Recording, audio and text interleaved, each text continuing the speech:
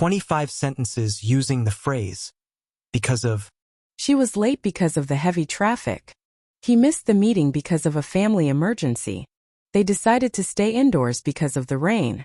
The flight was delayed because of technical issues. He succeeded because of his hard work and dedication. She couldn't attend the party because of her illness. They canceled the event because of a lack of interest. He got the promotion because of his excellent performance. She cried because of the sad movie. The store was closed because of the holiday.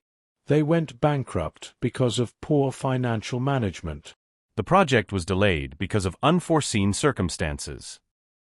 He was fined because of his reckless driving. She was happy because of the surprise party. The picnic was ruined because of the storm. They won the match because of their teamwork. She didn't buy the dress because of its high price. The plant died because of lack of water. He got sick because of eating spoiled food. The company thrived because of its innovative approach. She lost her job because of the economic downturn. They couldn't hear each other because of the loud music. The baby was crying because of hunger.